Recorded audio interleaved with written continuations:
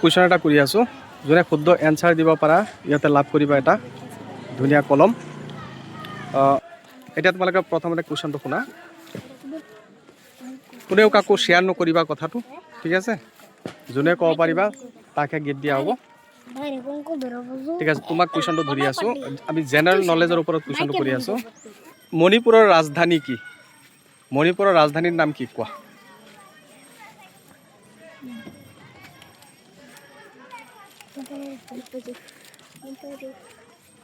আমাৰ যেনেকৈ অসম এটা ষ্টেট ৰাজ্য হয়নে নহয় তেনেকৈ মণিপুৰ এটা কি ৰাজ্য এই মণিপুৰৰ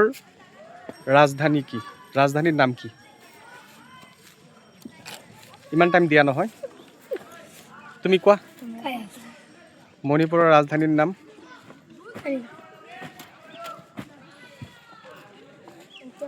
তুমি যেনে মণিপুৰৰ ৰাজধানী কি ইম্ফল শুদ্ধ হৈছে তাই এটা গিফ্ট পাবলৈ সক্ষম হৈছে মণিপুৰৰ ৰাজধানী কি ইম্ফল ঠিক আছে সবে হাত চাপৰি দিয়া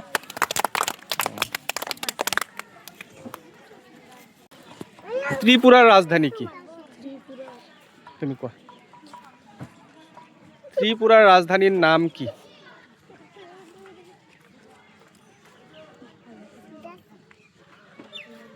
তুমি ক'বা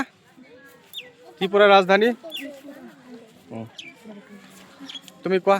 ত্ৰিপুৰাৰ ৰাজধানীৰ নাম কি ত্ৰিপুৰাৰ ৰাজধানীৰ নাম কি যদি ক'ব পাৰা তেতিয়া ধুনীয়া পেন এটা গিফ্ট হিচাপে পাবা ত্ৰিপুৰাৰ ৰাজধানীৰ নাম কি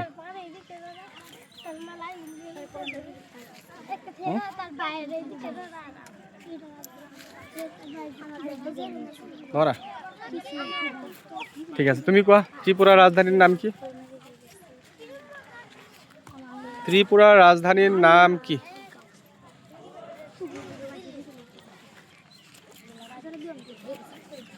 তুমি কোৱা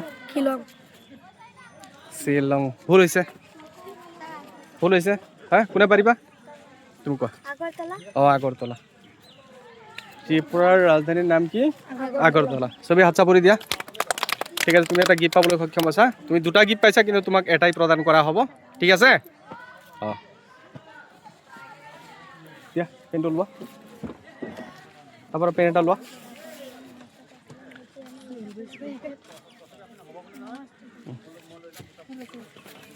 লোৱা কেনে লাগিছে তোমাৰ গিফ্টটো পাই পেলাই ভাল লাগিছে না কি ক্লাছত পঢ়া তুমি ক্লাছ 5 না ঠিক আছে